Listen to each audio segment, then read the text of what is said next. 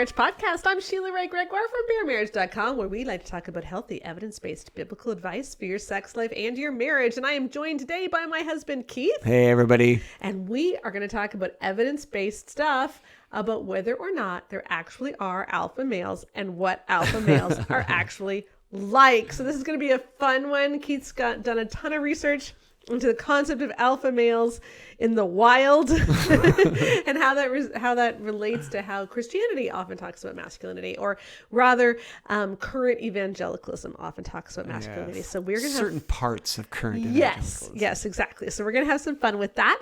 Before we do, I want to give a thank you to everyone who supports us, everyone who leaves reviews for the Great Sex Rescue, She Deserves Better, Good Girls Guide to Great Sex, Good Guys Guide to Great Sex. Those always help us. Reviews this podcast. When you rate it 5-star or leave a review, it just helps other people see it. And of course, people who support us monetarily. Our patrons are just wonderful. And I had an opportunity. Last week, I was in Atlanta and Dallas, and I got to meet up with some of our patrons in Fort Worth at the Alta Mesa Chick-fil-A. Just amazing to see them in person. It kind of felt like coming home. It felt like a community. And sometimes I feel like I'm just talking into the void, and to meet people in the flesh who have read our books and have been impacted it was really special for me. I needed it. I needed that encouragement. So, and I want to say to you patrons who took such good care of my wife when she was away from me for that week, thank you so much, because she came back so energized. And it just really, that was a real blessing to me to see you come back. Yeah. Revved up, because it usually takes a lot out of you to be on the road like that. Yeah. And that you made a big impact. So I just want to thank you very much. Yeah. I had some speaking engagements. I had my girl talk at New River Fellowship in Hudson Oaks, Texas, near Fort Worth. I'm going to be talking about that church at the end of this podcast, but just really, really good time. So appreciate our patrons. If you would like to support us in other ways, you can also give tax-deductible donations within the United States to the Good Fruit Faith Initiative of the Bosco Foundation. We have a link in the podcast notes for that. I am sorry to Canadians that we can't give tax receipts yet, especially because we are Canadian. We're working on it, but it was just easier to get this partnership first. So there you go. And then, of course, when you buy our merch or our courses, that is our main source of income. So we have our biblical manhood and biblical womanhood merch, which go great with this podcast. Yes. And some more, so you can check out our merch and our courses. Now, Keith, yes, this is actually the last podcast that we are going to do in season 7. I don't know why it's season 7. I don't know when we started counting, but supposedly this is season 7.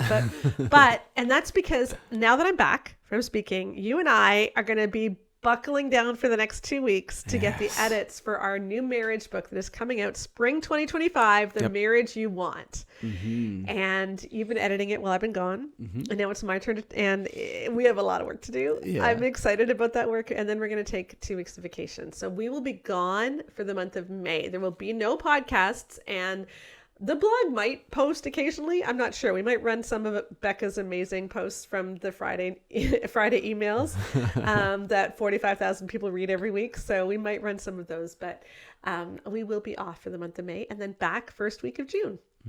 So I thought that since this was the last podcast for season 7, that we could harken back to some of the beginning ones, because we opened the season in January with our Let Men Be Men series, talking about how often Christian resources, the way that they describe men is actually really fragile. Yeah. Very infantilizing and condescending and not a high view of men. No, like men can't handle temptation. Men can't handle you confronting them about anything. Men can't even handle you talking. Yeah. So we looked at men are fragile and they can't stand anything, and they're weak, and they need to be cared for.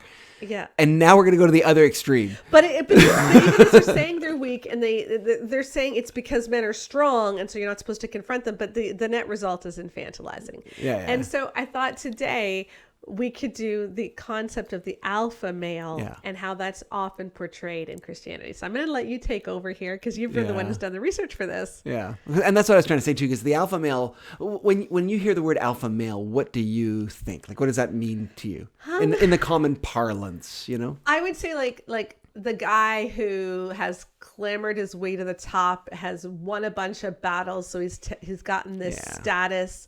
And because of his status, he's able to be domineering and make other people under him do what he wants them to do. Yeah. It's very much a domineering, I'm tough, I'm strong, I've, clawed my way to the top, I, exert my will over others and make them do what I want them to do. Yeah, and I see life as a battle because I can be challenged, and so I need to always be ready. Yeah, that kind of thing. What do you think about emotional health? Where are they at from that? Well, I would say relationship. I think alpha males are often portrayed as having no emotions, like they're sort of aloof, but that's only because we haven't defined anger as an emotion. We said that that's not an emotion. Yeah. I'm not emotional like women. I just put my fist through the wall every once in a while. Yeah, exactly. That kind of nonsense. Yeah, yes, exactly. Yeah, so and that's kind of what I think too. The alpha male, mystique out there is this really tough guy who's makes everybody else do what he wants and doesn't take crap from anybody, that kind of stuff. And is often a loner, like he needs women. He loves having women around him, but he's actually quite aloof and can manage on his own. Yeah. That's the sort of mentality. And as we're going to talk later in the podcast, it's really crept into the church such that certain parts of the church put up this view of masculinity as the Christian view of masculinity. And if you don't believe this view of masculinity, then there's something wrong with your masculinity or there's something wrong with your faith, which is ridiculous. Yeah. But anyway, so that's the kind of concept that's out there. So I thought we'd start with talking about where it kind of comes from in terms of because they say that this is the way that men are. This is the way that nature works. Like this is the way the world is been created. And the classic example that's usually used is the whole idea of wolves, right? The alpha wolf, that sort of mystique. And that comes out of some work done in the 1970s by a guy named David Mech. And he wrote a book about wolves and how they work and stuff. And he was the first one to coin the term the alpha wolf sort of thing. And society just ran with it. Like it caught the popular imagination and it just went crazy. It, was before the internet, but it went viral. Yeah. So the alpha wolf is the strong one. Yes. And the beta wolves are these weak ones that people laugh at and they're not able to be an alpha. Yeah. Well, technically what it means is the alpha wolf is the one who's in charge and all the beta males defer to him. Right? Because they're scared of him because he's the biggest and the toughest. And often the betas don't get the chance to mate in the same way. I don't know if that's true with wolves, but that's kind of the way. But the point is that if you're a beta male, you defer to the alpha, and the alpha is the alpha because he's tough and strong, and you're scared of him. Yeah. That's the mentality that's out there. Anyway, the interesting thing is that as David Mech continued to work with wolves and following the same packs year after year after year and taking further observations, what he realized was this is not the alpha wolf because he's the biggest and toughest and strongest. He's the alpha wolf because this is the dad of all the other wolves. He basically found that wolf packs are basically just families. Okay. So the alpha male and the alpha female are basically the mom and the dad. Right. Okay. And so basically, there occasionally there are other wolves in the pack but they're usually extended relatives, like cousins or nephew or a niece or that kind of stuff. Some other wolves but they're still from the same group. So the other males that are deferring to quotes the alpha male are not deferring because they're scared of him. They're deferring because he's their dad, or he's Uncle Bob, or the female's Aunt Shirley. Like these are familial groups. And they're showing deference because they've been cared for by these older wolves their whole life. So they're naturally going to defer to them because they raised them. Yeah. Well, it's kind of like, so it's not necessarily the strongest. It's just the one that has, that is kind of the guy who raised them and who was always there for them. Yeah. It's kind of like, okay, like you're a strong guy. Okay. You do a lot of push-ups and chin-ups every day. Like you got good muscles, right? But let's face it, both of our sons-in-laws could take you, right? Oh my gosh. I mean, they both getting pretty ripped. Yes. Yeah. But they would still defer to you because, you are Well, I think all three of us are confident enough in our masculinity that we don't feel like we're in competition with each other. Exactly. Yes, Like, yes. not- But it's just not- a family group. Yeah. Yeah. And So- we're kind of like the head. Then there's I guess, all yeah. the rest of the... Yeah, you're right. Actually, it is a really good analogy because, so you defer to your parents because they're your parents, right? Yeah. Not because you're scared of them. Yeah. At least not in a healthy family. Yeah, Right? exactly. Yeah. And the thing is, so David Meck's been trying the rest of his career to get people to stop talking about alpha males, among wolves because they just don't exist. But the problem is that he's not gotten traction because the idea is just taken off and people have they're just gone with it and they're not listening to him. He's like, they don't, alpha wolves don't exist. Yeah, he's They're trying not to real. correct it and people aren't listening. Yeah. Now, there are some studies of wolves that did show that there was a dominance hierarchy, like sort of fighting with each other and that sort of stuff. But those are... what we picture alpha being. Yeah. Well, sort of a little bit more similar. But that was based upon studies of wolves in captivity. Okay. Right? So you've got unrelated wolves in an unfamiliar situation. They do demonstrate those kind of behaviors.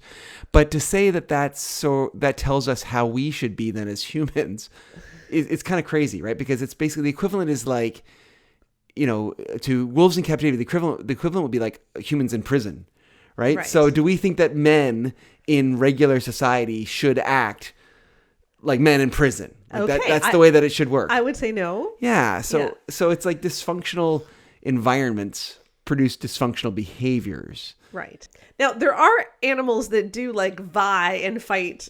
Usually, I think it's for mating rights. Like lions, for instance, will do that. Yeah. Or like the bucks that bang heads together and and things like that. That's not usually a social group where they're vying for who gets to be the alpha. That's usually, disparate animals in different places, aren't they? Yeah. Well, exactly. And that also brings up the whole issue of, why are we looking to wolves, for instance, to tell us how we as human males should act, right? Like I find this particularly funny because the people in the churches who are the most conservative religious type people who are saying we all need to be alpha males are the ones least likely to believe in evolution and that we're actually related to animals. Right? So why are we looking to animals anyway? It's kind of funny. But I've seen unironically them say things like when you dispel the wolf myth, right? Like wolves are not actually, alpha wolves, right? They don't really exist. When you dispel that, I've heard them unironically say, well, we're actually more like chimpanzees. We're more related to chimpanzees than wolves. And they bring chimpanzees up, which do have an alpha dominant system, right? So kind of like you're saying, there are some animals that do that. And so they point to chimpanzees because they're more like us, right? But they don't believe in evolution, which I find is kind of funny because if you don't believe in evolution, why should we be any more like a mushroom or a jellyfish than a wolf? Like, it doesn't make any sense. Yes, exactly. So chimpanzees do have an alpha structure where there's a male in charge and he has to keep that position. He could lose it by another male taking over or that sort of thing. So it's much more like the way that people picture alpha. Okay.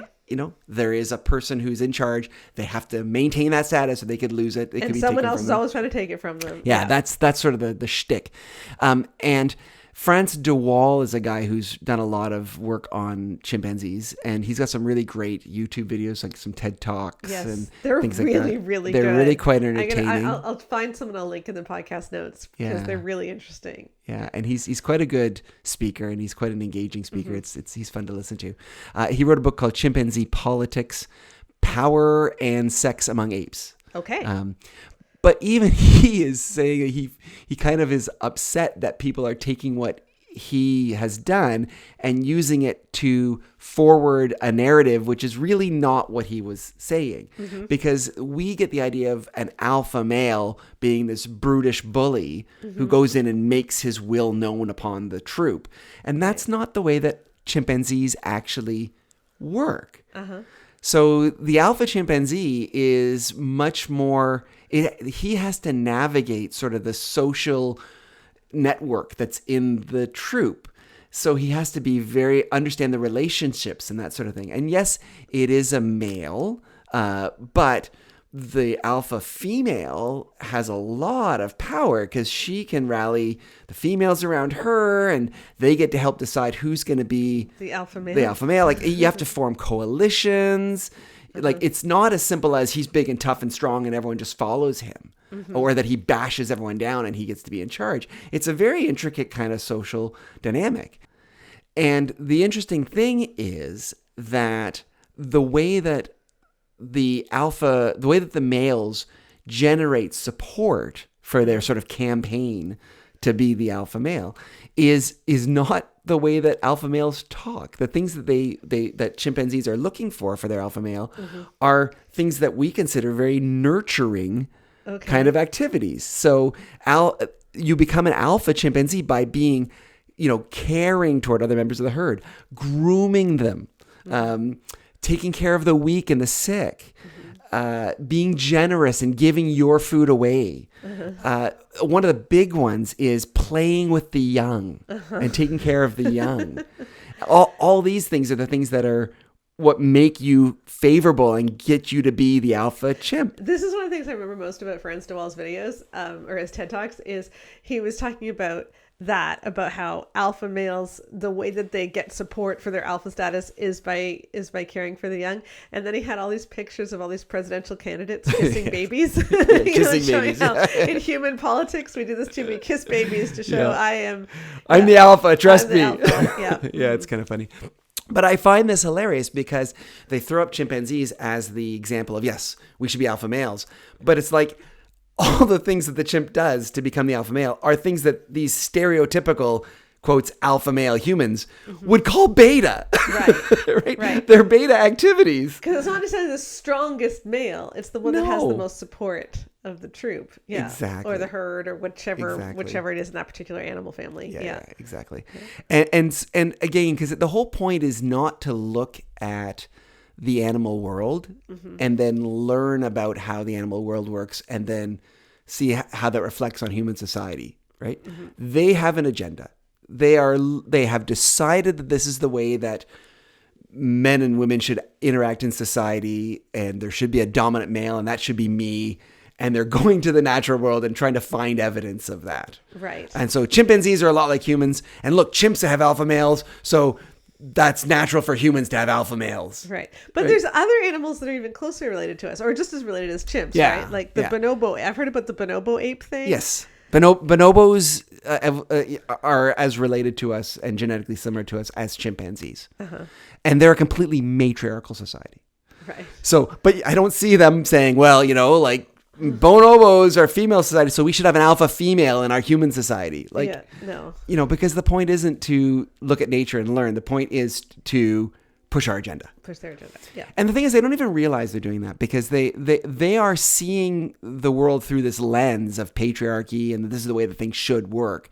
And they're just seeing that's the way the world works. So they think that that's the way the world works, but it's actually them misunderstanding the world because they don't have a knowledge of the assumptions they are bringing to it. Okay. And a really perfect example of that is the example of deer, which is another group of animals that often the alpha thing gets touted as well. Like in the Bambi movie. Right? So you have, the father standing aloof on the hill. Yes. Get up, Bambi, or whatever it is that he says. When mother gets shot. Yeah. And then who's this guy? All of a sudden it's like, get up, Bambi. Yes, he's not nurturing. Suck it up. You need to be a man. You need to stand up. Be strong like me. And I love that. And he wasn't really involved in Bambi's life at all. The mother was. Yeah. But is standing off to the side. Yeah. And again, all of that is more indicative of what masculinity was supposed to be in the 50s than about how deer actually work. Or whenever Bambi was made. I don't even know what year Bambi 30s, was made. I don't know. It was a long time ago. But again, that's a perfect example because they're not, it's trying to show the way they think the world should be. Right. So when people were studying deer, they would see the deer be grazing and then a large male would stand up and then go off in another direction. All the other deer would follow them to the watering hole or wherever they would go to next. Yeah. And so again, what was put forward was, well, that's the alpha male deer. He's deciding it's time to stop grazing in this field. We're going to move to the next field. or we're going to go to the watering hole, or whatever we're going to do. He's deciding that, and they're all following him because he's the leader and they obey him. Right. That's the way alpha males work. Right. And here's another example of it in nature. Yes. Until some female scientists looked at it. Okay, which I think is funny. Yeah. So, and there's a number of them, but one of them was Larissa Conrad. And she did some studies in 2003 where they looked at deer populations again, and they saw a different story because they were looking at it through different eyes without this lens of, I'm going to see the alpha male deer here. They looked at it and just saw, what did they actually see? And they saw something different. What they saw was, as this herd was grazing in this particular field, all of the deer would intermittently look up. And they'd look in one particular direction. Each particular deer would look in a particular direction. There's only so many things you do as a deer, right? So are we going to go to the next field over? Are we going to go back we're going to go to the watering hole? Are we going to go back down and bed down for the night? Yeah. Is there something we should be fleeing from? Whatever. But they're all looking up, and they keep looking in the same direction, each individual deer. And what they realized was, the one big deer was not making the decision for the group of where they were going to go next. That big deer was tallying all the responses of the other deer. They were observing what everyone else in the herd was thinking, and then kind of just tallying the votes, and then deciding that, yep, okay, so it looks like people want to go to the watering hole now, so let's all go to the watering hole now. Right. So completely the opposite of the idea of the decision maker, the one who's going to tell everyone what to do. They're the representative. Yeah. They're looking at what's good for the group, and they're just being the voice of the group and putting that into practice. Yeah. Rather than being in charge of everybody. Well, it's kind of interesting because there's some animal groups that actually punish aggressive males. Like there's a lot of animal groups that are more matriarchal. Elephants are a perfect example. I think water buffalo, a lot of the ones we saw in Africa anyway. But with elephants, you have a group that stays together for life. It's a family group. So you have the grandma, the mom, even the great grandma might be there, and all the kids. Yeah. And the males are allowed to stay until they hit, their sort of equivalent of teenagers, or until they get to violent or messy or whatever, and then they get pushed out by the females. And so in the African plains, you'll have these large groups of elephants where they're all female except for there might be some young males, and then you might have a couple of teenage male elephants that kind of stick together and go around and cause havoc. And the grandmas will sometimes get mad at them if they come anywhere near, and they'll prevent this, roaming band of teenagers from coming near. And then you'll just have the lone bull elephants that walk around, and they're only allowed in when it's mating season. Yeah. And other than that, they're just kept out. But we don't see that and I'm not saying that's what we should do either. I am not saying that we should be following animals either. I just find it interesting, like you said, that this stuff is held up as, well, we need to be alphas just like in nature, but that's not what nature necessarily shows. Yeah, exactly. Yeah. Well, and also too, what nature does show is that there's a variety of different ways for social animals to learn how to cooperate. Yes. And cooperation always works out over coercion and command and that sort of thing. And so social animals do better if they cooperate, and they learn different strategies to cooperate. And that's what is successful. And, that's kind of what the Bible talks about too, is doing unto others as you would have them do unto you, and this sort of thing. It doesn't talk about being alpha males and being strong as everyone. And this is why I thought it would be important to talk about in the podcast, because this is something that is really infiltrating the church, this whole idea of the stereotypical alpha male. And by alpha male, they don't mean the nice chimpanzee. They mean the, I'm tough, I'm in charge, you better listen to me. That's what a man is supposed to be. Right. And they portray this as the Christian ideal. Like, we are Christians and we are masculine, sort of thing, like the Stronger Men's Conference. Yes. Right. And that sort of thing. Just for because not everyone will have heard of that. This is an annual conference. It's a Christian conference. It happened just in March, or was it early April?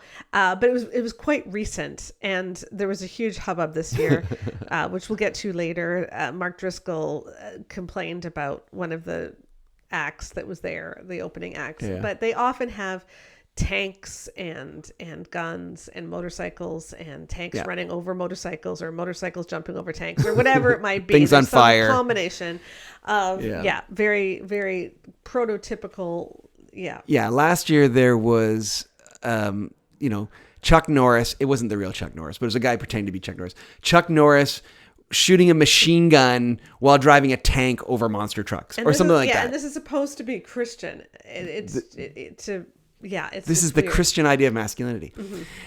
And this to me goes so counter to what I see in the person of Christ in the New Testament.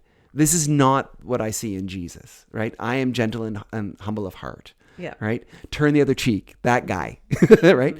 But they don't. We had an article on Turn the Other Cheek earlier this week, which I will link to because there's actually a really interesting take on that. Yes. So, but which is really cool. So I will link to that later. But yes, go ahead. Exactly. But they don't like that view of Jesus, but they want to hold on to this idea of alpha male Christianity. Mm-hmm. And so they just change the story to make it fit. And the one I think of that is the Joe Rogan podcast that Jordan Peterson was on. Mm-hmm. Now, I know Jordan Peterson is not specifically a Christian voice. Yeah, I'm not sure what he claims to be now. He does work a lot with scripture, which is interesting. But yeah, he was a professor of psychology and linguistics. I don't even remember what he was a professor of at U of T. But yeah, not Christian per se. Mm-hmm. Yeah. But he was talking on the Joe Rogan podcast about how he was reading the Sermon on the Mount and he got to the section where Jesus said, the meek shall inherit the earth. And he said, well, that doesn't make any sense. I don't see meekness as a virtue. So I did some digging and I figured the word must have changed in the years since it was written, because it's not what it means. It doesn't mean be meek. What it means is those who have swords and keep them sheathed will inherit the earth. Mm-hmm. That's what meekness means. You should be a monster, he says. This is his literal quote. You should be an absolute monster, but you should learn to control it. Right. Okay. And that was his idea of what Jesus meant when he said that. And I just want to say, that's nowhere in the text. He is reading into that. The word means meek. It's like, and these are the people who spout this kind of stuff are the ones who say the Bible says what it says, and if you don't like the word wives submit to your husbands, it means what it means. Don't change the word head to mean something different. That's what it means. Yeah. And then they get to this and they go, well, meek doesn't mean meek. It means this totally complicated, weird thing, which requires you to, through the eye of faith, believe that the word has changed meaning over 300 years, and somehow meek once meant people who have swords keep them sheathed. Like it's ridiculous, right? But this is the idea that I've heard this in other places too. Mm-hmm. Meekness is strength under control. Mm-hmm. Right? Meekness is meekness. Yeah. The word means what it means. It means be meek. Now, there's nothing wrong with strength under control. No. Strength under control is very, very good. Absolutely. But there's also nothing wrong with meekness. Right. And they aren't the same thing. Yes. And meekness is a virtue. And Jesus taught us that. And we should just be clear that that's what Scripture says. Being meek is a good thing. Mm-hmm. But a lot of Christians in these environments think that this alpha masculinity, this toxic masculinity, is true masculinity and the only form of masculinity. And to be a true masculine person, you can't be meek. Right. So I need to make the Bible say something other than Jesus wants me to be meek. Right. And I got a quote from you from the Desiring God website, which says that specifically. Okay. And Desiring God is from John Piper, just so everyone knows. So he founded Desiring God. And John Piper, we've talked about him before in the podcast. He's the one who said that women should endure abuse for a season, and all kinds of really terrible things. If she gets slapped around for a night, and then she should go to the church for help. Yeah. Not call the police, but anyway. So this is what this writer on the Desiring God website said. Mm-hmm. Today's virtuous man, and he puts that in quotes, is depicted as much more virtue than man. He is compliant, deferential, and soft. He is nice. He works his job, pays his taxes, keeps his head down, and avoids scandal, and by all means anything that could be called abuse. He is safe, but not much more. There's no fire, no passion, no strength, no purpose to make him a risk or a nuisance to his evil generation. Traditional masculinity, that muscular, bold, and weighty thing, has been curbed with bit and bridle. When it emerges, it offends, and he wouldn't want to offend.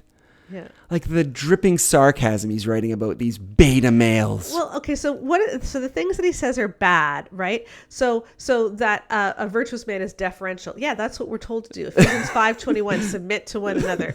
He's nice. Yes, kindness is a fruit of the Spirit. He works his job. That's right. That's what people are supposed to do. They're supposed to be diligent. He pays his taxes. Yes, because we're supposed to render unto Caesar what is Caesar's. Like, he avoids scandal. Yes, because if someone wants to be in leadership, the Bible says that they must be thought of well by outsiders. Like, these are all things that the Bible calls us to do, and he says that they're wimpy and bad. They're all positives, and they're all wimpy and bad. Yeah. Like, that's not real masculinity. Mm-hmm. What is real masculinity? Yeah. Okay. Being the kind of person who people start using the word abuse concerning you. Yeah. Right? Because he says he avoids anything that might be called abuse. He doesn't want to offend. Yeah. Like, he needs to be that kind of a dangerous guy. He needs to be, just like Jordan Peterson said, a complete monster. But keep it under control. Yeah. Yeah, and it's like, no, you don't have to have a hint of abuse. You to be a man. You really don't. Yeah. And so sometimes we talk about toxic masculinity because we believe there's toxic forms of masculinity and there's healthy forms of masculinity. Yes. I find it so funny because the very fact that the phrase toxic masculinity exists means by definition that there is masculinity that is not toxic. Because if all masculinity was toxic, we would not have to say toxic masculinity. So when people say, oh, you just hate men or you just hate masculinity, it's like, well, then you're the one who's assuming that all masculinity is toxic. It's not me. I don't assume that all masculinity is toxic. I don't assume that all, strength or initiative or responsibility or kindness or any of the things that Jesus showed and demonstrated and that you do. I don't assume those things are toxic. Yeah. No, I assume that when someone wants to be a bully or wants to have just a hint of abuse or whatever it is that Greg Morse on Desiring God was saying, yeah, I think that's toxic. Yeah, exactly. And this is the thing. So they actually do think the toxic elements of masculinity are inherent to masculinity. Yes. So they rightfully feel attacked when we talk about toxic masculinity. But they are disingenuous when they say they are defending masculinity. Mm-hmm. They are not. They are defending the toxic forms of masculinity. Yeah. As for me, I think a guy who cares for others, pays his taxes, works hard, provides for his family, keeps his head down and gets the job done. Yeah. I think that's a pretty masculine man. Yeah. I think a man who's a partner with his wife, 100%, they each are equal and they work together to create a family that honors God. I think that is a masculine man. I think a man who changes all the diapers and gets up in the middle of the night to help with the baby because his wife has just gone through labor or just had a C-section and is really scarred and not well. That's a man who's getting up with that tiny baby. Like, that's wonderful. Yeah. He's caring. He's taking on some of her exhaustion and he's taking it onto himself. Yeah. Because he cares more about his wife and his child than he cares about what other men think about him. Yeah. Because to me, that's what a real masculine person is I don't care what Greg Morse thinks about my masculinity. Mm-hmm. He clearly, from the way he writes this thing, would think I'm not a real man. Yeah. That actually, to me, is a badge of honor. Yeah. Because I don't want to be the kind of man that Greg Morse talks about. Mm-hmm. Because he does not sound good, and he doesn't sound Christian. Yeah. And he doesn't sound like the kind of person that I want to emulate. Yeah, exactly. And I think Kristen Kobes-Dume kind of summarized it really well when she wrote Jesus and John Wayne. Okay. We've talked about that book before in the podcast. Yes, she was on. Here's her quote about this whole idea of how this view of masculinity has kind of taken over and it's put forward as Christian. And it's changed the way that Christians think about masculinity. She writes this in her book. In the end, Doug Wilson, John Piper, Mark Driscoll, James Dobson, Doug Phillips, and John Eldridge all preached a mutually reinforcing version of Christian masculinity, of patriarchy and submission, sex and power. It was a vision that promised protection for women, but left women without defense, one that worshipped power and turned a blind eye to justice, and one that transformed the Jesus of the Gospels into an image of their own making. And they had been right all along. The militant Christian masculinity they practiced and preached did indelibly shape both family and nation. Yeah. And it's a tragedy Yeah. that has become the story of what it means to be a Christian man. Yeah. Here, let me give you another story. Okay. Yeah. So there's a book. I love all you guys, by the way, all my listeners. And I know every day I get dozens of requests for me to look at this book or that book or do a one sheet on this book. And we've prioritized stuff. We do have one sheets coming and podcasts coming, but I can't look at everything. But one of the most frequent ones I was asked to look at last year was Michael Foster's book, It's Good to Be a Man, which was published by Canon Press, the whole Doug Wilson Vision Forum thing. And the main point that he's making is that Adam was called to have dominion. And so men today must have dominion over their families, over their work, over the world. Men must practice dominion, which is a little bit hard to make that case when you look at the Bible, because that's not what Jesus did. Right. Okay. And they actually explicitly address this. And so I want to read you this. This is a point lost in modern Christianity where the focus is almost exclusively on the model of Jesus in the Gospels. But while that model is, of course, perfect, it's not complete. It is a model of God as the second Adam, humbling himself to correct the mistakes of the first. It is not yet a model of him ruling over the world as Adam should have. Jesus did not take up the rule of Adam until after his resurrection from the dead and ascension into heaven. To see how God exercises dominion, therefore, we need to look to the rest of Scripture. And then throughout the book, he explains why we don't have to follow Jesus. We get to follow Adam. Yeah. And have dominion. So they're actually explicitly rejecting Christ. Yeah.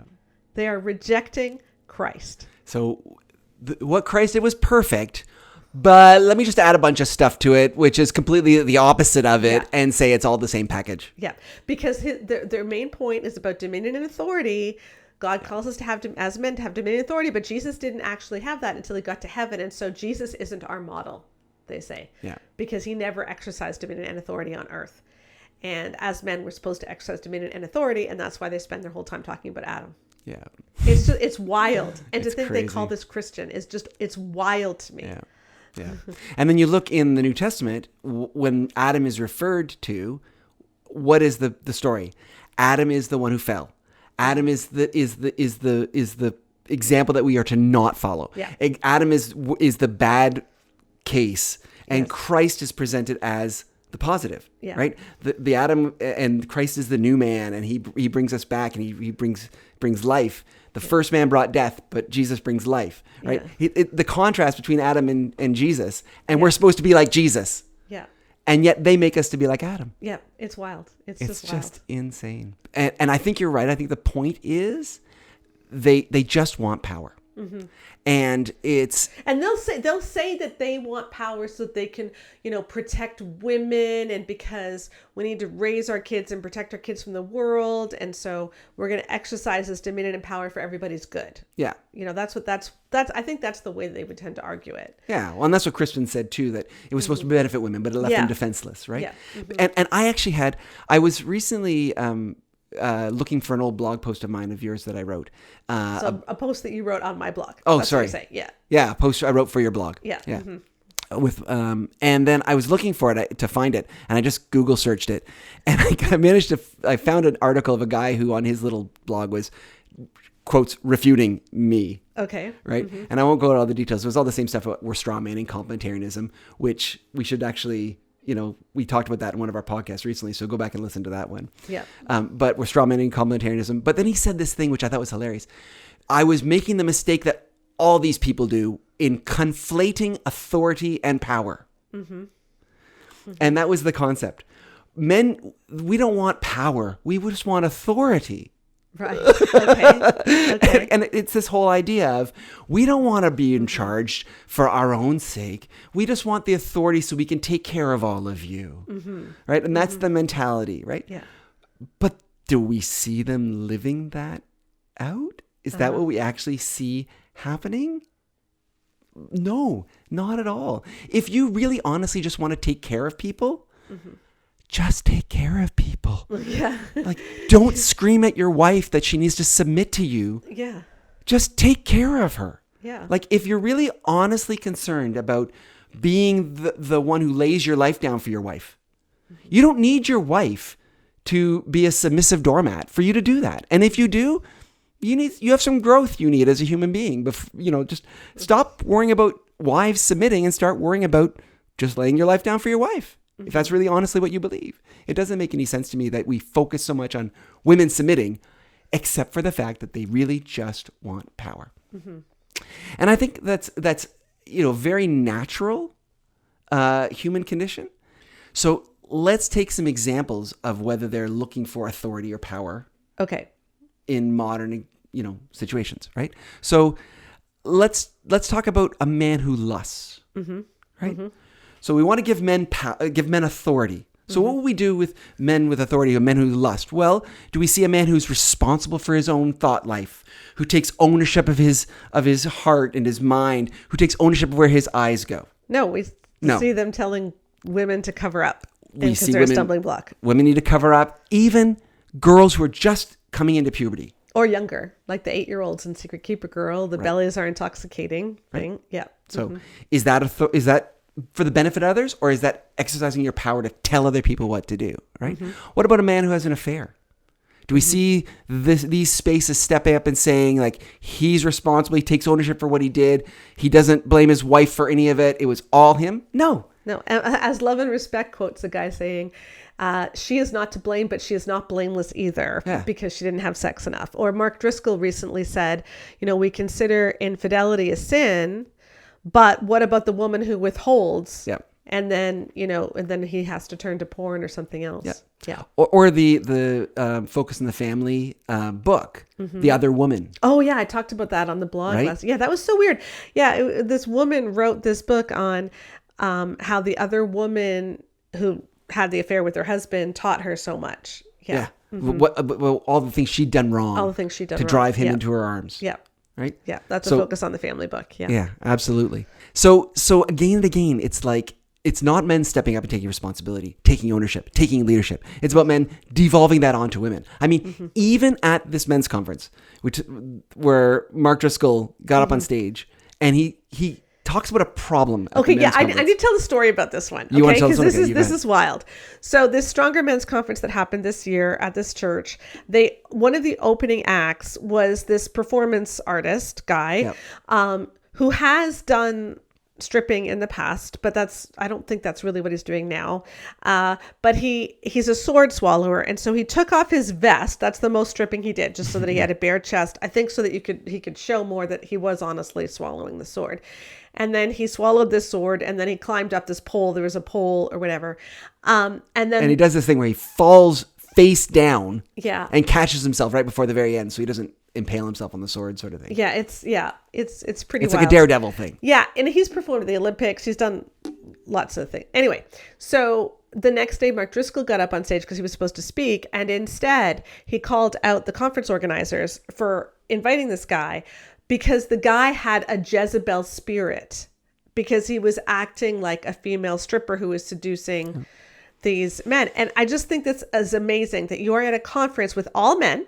Yeah. That is organized by all men, where all of the performers and speakers are men. And what do you end up doing? Yeah. You end up blaming women. So this male stripper is reminding you of a female stripper. And there's just, I have a real issue with the Jezebel spirit thing too. Can I just go off on this for a minute? It's your podcast. Okay. Because first of all, Jezebel spirit is never mentioned in the Bible. There is no Jezebel spirit in the Bible. Okay. There is a Queen Jezebel in the Old Testament, who is very terrible and destroys all kinds of prophets and is going after Elijah and is just a bad person. And she ends up getting eaten by dogs. Okay. And then in Revelation 2, during the letters to all of the churches that John writes, they're warned against that woman Jezebel, who has seduced many and has made some eaten food sacrificed to idols. Okay. But in that same chapter, they also talk about a man named Balaam, in reference to the Balaam in the Old Testament, who has done the same sins as Jezebel, pretty much. Like they've done pretty much the same sins, okay? But we never hear about a Balaam spirit. No. We only hear about a Jezebel spirit. And the Jezebel spirit is usually used to refer to a woman doing one of two things. either a woman involved in some sort of a sexual scenario. Like often Jezebel spirit is used to talk about a girl who's been sexually assaulted. She has a Jezebel spirit because she seduced these men and she, and then they had to rape her. Oh my gosh. So it's often used in that way. And it can be used to talk about a woman who is speaking up on behalf of other women, because that's a woman who's trying to take authority away from men. Yeah. So she's trying to raise awareness about the problem of sexual abuse. She's called Jezebel. I cannot count how many times I've been called Jezebels.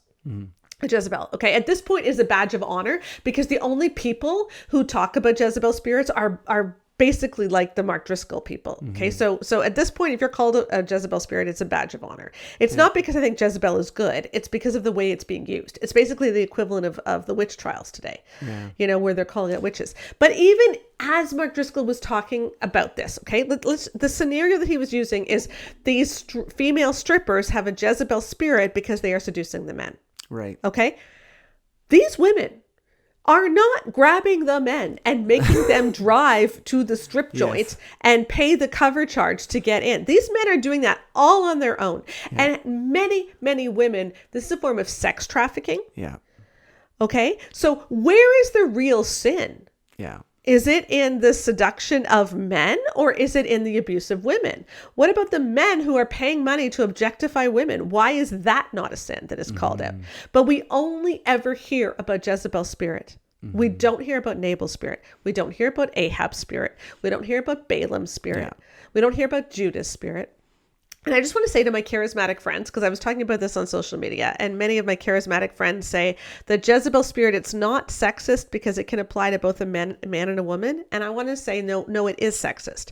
Because when you are using a female name to apply to all sexual sins, including many that are abusive in nature, what you're saying is that abuse was really a woman's fault rather than a man's. Okay.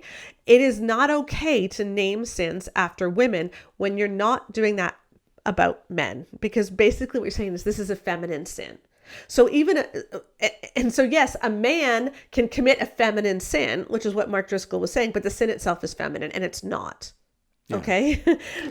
There are, and I'm not saying there's not spirits working in the world, but just call it what it is. Spirit of seduction, spirit of lust, spirit of abuse, whatever you want to call it, my charismatic friends, but do not call it a Jezebel spirit, not when that has been so misused and has so hurt women and is basically just a weapon used against women today. Yeah. Okay. And that's what Mark Driscoll was doing. Yeah. In an all male thing, he somehow managed to blame the women. Yeah, exactly.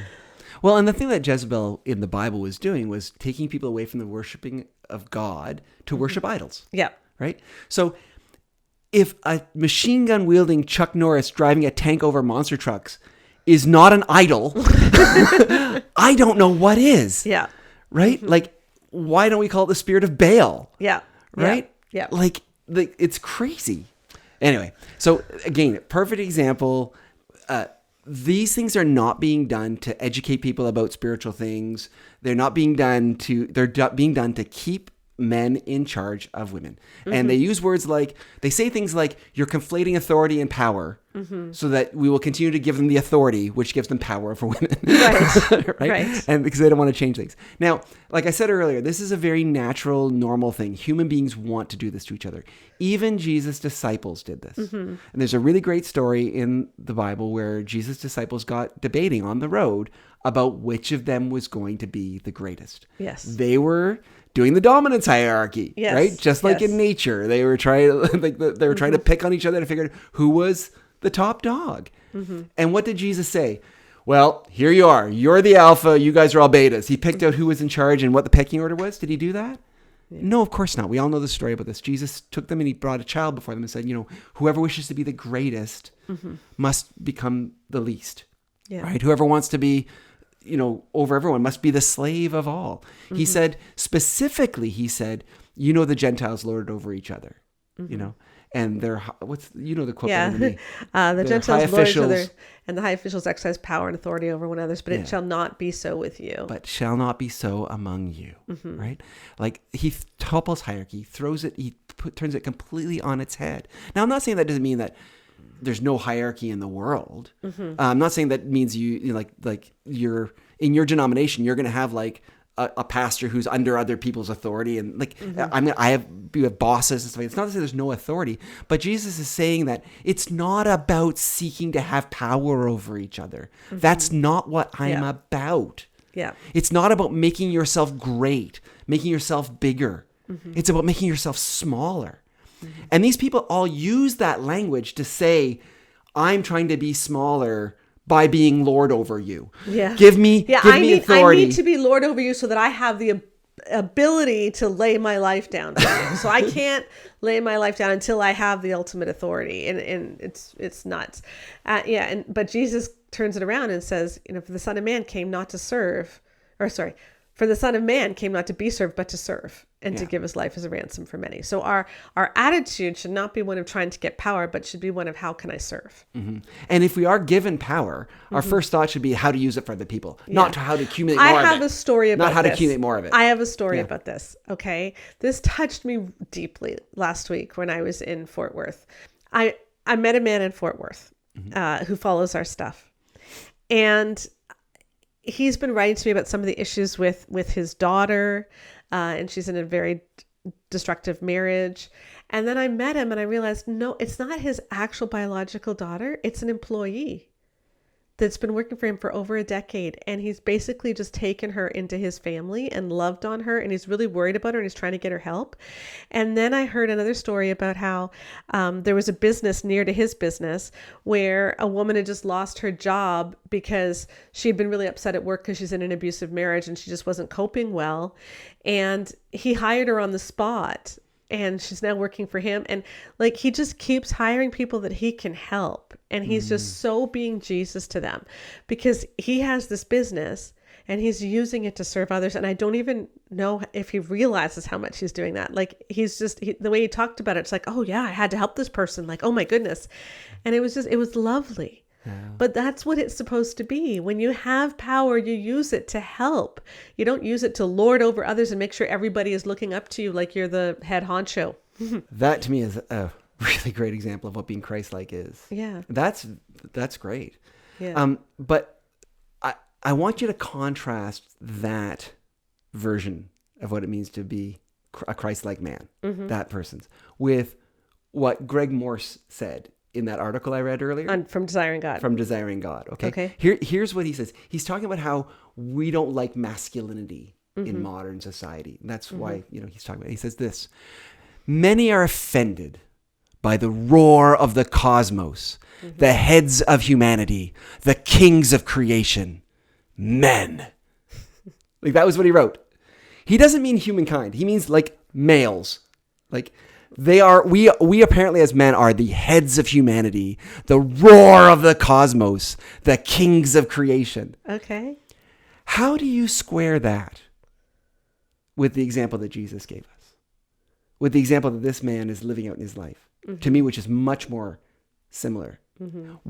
Why are these people roaring to be in charge? Yeah. It's not following Jesus. Jesus was indignant when he saw that kind of stuff. Yeah. Completely indignant. And from my point of view, if you have to scream and scream and scream that you're the alpha, the alpha, everyone better listen to me because I'm the alpha, then that you're not the alpha. Yeah. It's the people who are like this guy, going about their life, getting things done, helping others, who are inspiring others to be better people. Yeah. That's the kind of alpha that I want to defer to. That's the kind of guy that I want. Yeah. I want to be like that guy. I hope I am like that guy to other people in my life. Like, that's what I want to be like. So the people who are screaming and screaming to be a monster, and being meek just means all these other things which don't mean meek. And, you should submit to me because God's put me over you. Don't listen to them anymore. Yeah, that's just not of Christ. And strength is a good thing. We're not trying to say that strength is bad, or that, protecting people is bad, because a lot of people think that's the image of masculinity. And I think that's really great. But the thing is, people who are truly strong and people who are truly protecting others, they don't have to yell about it. Yeah. They just do it. And that's the thing, whether God has given you, strength or put you in a position in your job where you're able to protect others, military, police, firefighters, EMTs, whatever it might be. You just do it. Yeah. You don't need to yell about how you guys need to let me protect you. No, just go and do it. Yeah. Just go and do it. Exactly. That's the toxic part, is not the doing of it. The toxic part is the yelling that because I'm a man and therefore I can protect people, then you need to give me special dispensation. And that's not how it works. Exactly. That I'm entitled to your body. I'm entitled to all of these things. I'm entitled to deference. I'm entitled to be the king of the universe. That's not how it works. Yeah, I agree.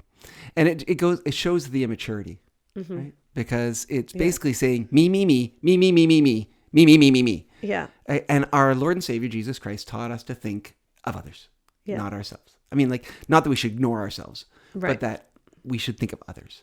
And we shouldn't be grasping for power. We should be following his example. And whatever power we do have, we should be using for the good of other people. For Jesus did not consider equality with God something to be grasped, but made himself nothing, taking on the form of a servant. And being found in human likeness, he humbled himself and became obedient unto death, even death on a cross. Therefore, God has highly exalted him and put him and give him the name that is above all names, that at the name of Jesus, every knee should bow and every tongue confess that Jesus Christ is Lord, to the glory of God Almighty. Yeah. That's what he didn't consider equality with God something to be grasped, but made himself nothing. And that's what we're supposed to do. We're supposed to have the mind of Christ. Yeah. And when his followers are trying to figure out who is in the pecking order, he said, "Stop it! Yeah, stop it! That's not what we're about." And so all of these, and what worries me is this Stronger Men's Conference. And Josh Howerton was there, by the way. That's one of the reasons that it got in the news. Rick Pidcock from Baptist News wrote an incredible article about. He brought the Barbie movie into this. It was in the Casa. What is it? The Mojo Dojo Casa Church. Mojo Dojo Casa Church. It was pretty well done. And I will link to that as well. But there's such a movement that, the church won't survive unless we let men be men. And it's like, actually, the church won't survive unless we let Jesus be Jesus and we emulate him. And the church won't survive unless we let men in the church be like Jesus. Yeah. Instead of being like William Wallace from Braveheart. Yeah, exactly. or Chuck Norris. Not that there's anything wrong with Chuck Norris, but that should not be our only view of what it means to be a man. Yeah, exactly. Because that's the whole point. God created the world with variety. He created human beings with variety. And there are going to be some Chuck Norrises, but there are also going to be, just some very unobtrusive men who do incredible things or who just simply are faithful. And that's something that's worth talking about too. Yeah. But you should not have to be a monster. Yes. To be a Christian man. No, you really shouldn't. That's ridiculous. Really shouldn't. I mentioned that last week I was on the speaking thing and I did my new girl talk. Before COVID, I probably spoke, 150 times, giving my sex talk, my girl talk over the decade. It was a lot. I don't even know how many times. But I had it down pat. And then we wrote Great Sex Rescue. We have all of our new findings, and I rewrote the entire talk. So I was a little bit nervous about how it was going to go. But I gave it last week in Fort Worth, and it was wonderful. But I gave it at this church, New River Fellowship, which is in Hudson Oaks, Texas, so sort of near Fort Worth. It's a non-denominational church, and they came out of some difficult times around, I think, 2016, 2017, and they had to really rethink what leadership meant. And as they dug deep, trying to figure out how abuse happens, they realized that their view of women had been off. And it's coming from leadership, but it's also coming from the grassroots, where they're really wrestling with how we practice community in a Jesus-focused way. And so last weekend they called it the Woven Conference. And it was a Friday, Saturday event. And I spoke on the Friday night, but the pastor opened the weekend with a 1.5-minute video address to the women who were there. And it was a really healing address. And I would like to play it to end this season of the podcast. As we're going to take a month off, I think this is just the perfect way to think about things and a blessing to give over our listeners. And, it was a really healing thing for me to see an evangelical church that's doing this well. Mm-hmm. And I just want to tell people out there, if you're in a church like Josh Howerton's, where the pastor is telling you to stand, where he tells you to stand and do what he tells you to do on your wedding night, like meeting the husband, you don't need to stay there, because there are other churches with good people pastoring. And that is not the image that we need to have of church, because there are so many other churches that are wrestling with this stuff and they are doing it well. And I just want people to have hope that those churches are out there. I want them to have the assurance that they're out there. And I think if we all band together, we're going to be able to strengthen those churches and create more of them. When we say, no, we want better. We want Jesus. And that's my prayer over the end of season 7 of the Bare Marriage podcast. I'm not quite sure why it's season 7. I don't know when we started counting, but for some reason people think this is season 7. So that's fine. So I'm going to say this is the end of season 7, where we've looked at a lot of images of the men in church just being ridiculous, whether it's this alpha male stuff or the things we looked at the beginning with let dads be dads, or the Josh Howerton stuff, or all of these crazy things. This is not of Jesus, and there are churches doing this well. And so as we leave out this season, thank you for listening to us. We will be back the first week of June. But I invite you to listen to Pastor Joey Willis as he speaks to the women and blesses them over the conference last weekend. So here we go, and we will see you again in June. Bye-bye. Bye. Hey ladies, welcome to Woven 2024. My name is Joey and I'm the lead pastor here at New River. And I want to thank you for choosing to spend your weekend with us. Our teams have prayed into this weekend and sought out how to best encourage, equip, and empower you. We do believe that God has a plan for you and it can start today. But before we go any further, I want to make one thing clear, that women are called and equipped by God to lead and love at every level of leadership in the church, home, and the world. And no matter where you come from, what you were taught in your past, or what you believe about yourself today, know that we affirm you and celebrate you as an equal in God's creation. He designed you to be co-heirs with men and reign and rule together. And today is the day that you should believe it too. So on behalf of any church or pastor that may have ever hurt you, I want to repent. I want to say that I'm sorry for the ways the church has undervalued you, held you back, and expected you to remain silent when God has given you a voice that matters. You matter. Christ in you matters. So don't hold back this weekend. Step into the plans that God has for you. The church needs women like you, and it can start right now.